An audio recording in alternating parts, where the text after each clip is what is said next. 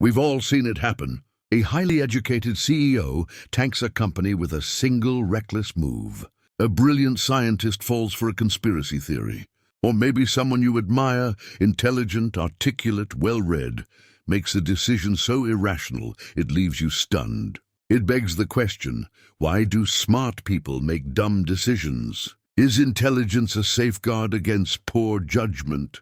Or could it actually make us more vulnerable to bad choices? In this episode of Issues Uncovered, we dive into the fascinating psychology behind why high IQ doesn't always mean sound decision-making. One of the most persistent myths we've internalized is that intelligent people are naturally better at making decisions. It's a comforting assumption. After all, intelligence is often associated with logic, critical thinking, and rationality. So why wouldn't smart people always make smart choices? But psychological research paints a different picture. Intelligence, especially the kind measured by IQ tests, doesn't necessarily translate into sound judgment. In fact, it can sometimes have the opposite effect. People with high intelligence often have deep trust in their reasoning abilities, which makes them more prone to overconfidence, blind spots, and a resistance to feedback. The smarter someone is, the easier it becomes for them to rationalize poor decisions and to genuinely believe they're still right. This leads us into one of the biggest cognitive pitfalls, the overconfidence effect. This is the tendency to overestimate one's knowledge, skill, or control over a situation. Smart people are especially susceptible to this because they've often spent their lives being rewarded and praised for their intellect. They've aced tests, solved complex problems, perhaps climbed to the top of their fields. This experience breeds a false sense of invincibility, a mental trap that whispers, "You're too smart to be wrong." One striking example of this came during the 2008 financial crisis. Many of the financial instruments that helped trigger the collapse were created by highly educated analysts and executives, people from the best schools with the brightest minds. But their belief in their own intelligence blinded them to the risks. Their models said everything would be fine.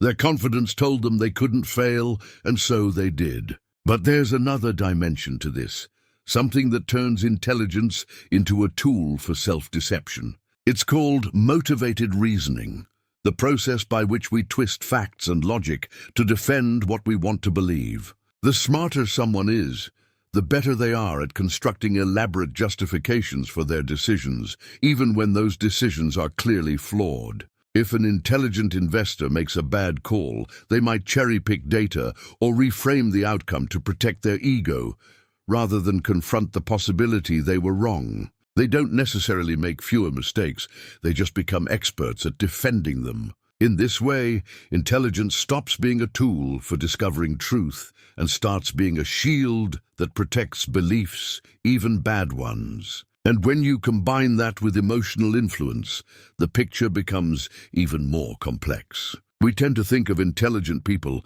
as more logical and less emotional. But the brain doesn't work like a machine. Emotions are deeply embedded in the decision-making process, and in many situations, they dominate. Nobel Prize-winning psychologist Daniel Kahneman describes the brain as having two systems. System 1, which is fast, intuitive, and emotional, and System 2, which is slower, more deliberate, and rational. Even highly intelligent individuals fall back on System 1, thinking when under pressure, fatigue, or emotional distress. A surgeon making a life-or-death call at the end of a long shift, a tech CEO making a billion-dollar pivot based on instinct, a parent reacting out of fear rather than reason. These are all moments when emotion overrides logic, regardless of IQ. Intelligence doesn't necessarily grant better emotional regulation. In fact, when combined with pressure and ego, it may even intensify impulsive decisions. Then there are the hidden forces that affect all of us, cognitive biases. These are mental shortcuts our brains use to make quick decisions, but they often lead us astray. And they don't discriminate based on intelligence. The confirmation bias, where we favor information that supports our existing beliefs, is just as strong in a PhD holder as in someone without formal education. Smart people aren't immune to biases like anchoring, where we rely too heavily on the first piece of information we encounter, or the sunk cost fallacy, where we continue investing in a bad choice simply because we've already invested time or money. In fact, smarter individuals may be even more vulnerable because they're better at rationalizing those decisions. These biases are baked into our cognitive wiring, and no amount of IQ can fully protect against them. This brings us to a crucial distinction. Intelligence is not the same as rationality. Cognitive scientist Keith Stanovich has emphasized that intelligence is about processing power, how efficiently and deeply someone can think, whereas rationality is about the quality of that thinking. It's about how well someone can reason without falling into traps like bias, emotion, or self-deception. You can be incredibly intelligent, but still make irrational decisions if you haven't developed the ability to think critically and humbly. Stanovich describes a phenomenon called my-side bias, where people defend their views at all costs, ignoring or dismissing contrary evidence. Think of it this way. Intelligence gives you a fast and powerful car, but without rationality, you may still drive it straight off a cliff. Social dynamics further complicate the picture. Intelligent people often work in high-stakes, competitive environments like business, law, academia, or politics. In these settings, ego, reputation, and fear of failure can all cloud judgment. Admitting you're wrong or changing course can be seen as weakness, so instead, people double down. Smart individuals may also build echo chambers around themselves, teams, networks, or friend groups that agree with them, either out of loyalty or shared ideology. This reinforces blind spots and makes it even harder to recognize bad decisions. What starts as a confident mistake can snowball into a stubborn disaster. Think of politicians who escalate a bad policy decision, or executives who ignore critical feedback. These aren't failures of intelligence, they're failures of awareness, humility, and self-regulation. It's also important to understand that intelligence is often domain-specific. Being a genius in one area doesn't guarantee wisdom across the board. A brilliant mathematician may have terrible people skills. A renowned scientist might be financially irresponsible. A tech mogul might excel at innovation, but fail at empathy or ethics. Intelligence doesn't generalize, it specializes. That's why we see Nobel laureates endorsing pseudoscience, professors making personal life choices that seem irrational, or visionary entrepreneurs making reckless decisions outside their expertise. Their intellect is real, but it doesn't shield them from error when they step outside their cognitive comfort zones. History is full of examples that illustrate this disconnect.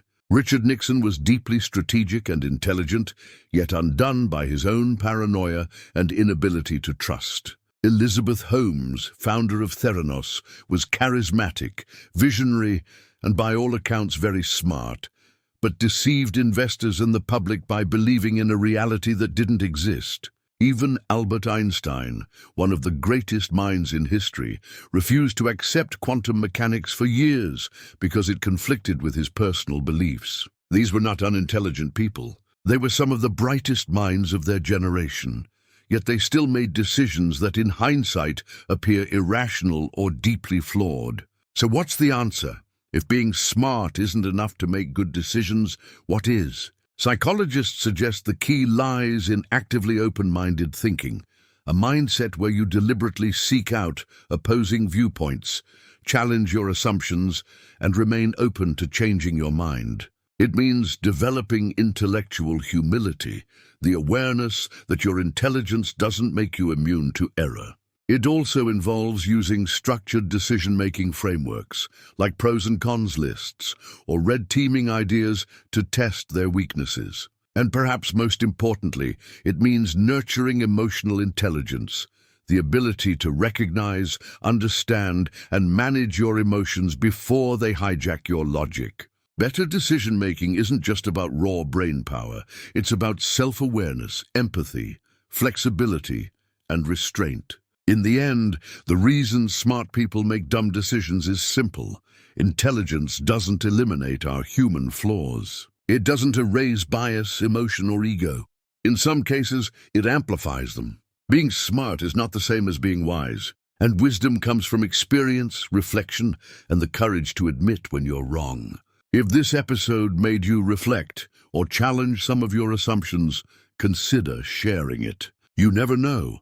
Maybe the next dumb decision someone makes can be avoided just by hearing this message. Thanks for watching Issues Uncovered. Stay curious, stay skeptical, and stay human.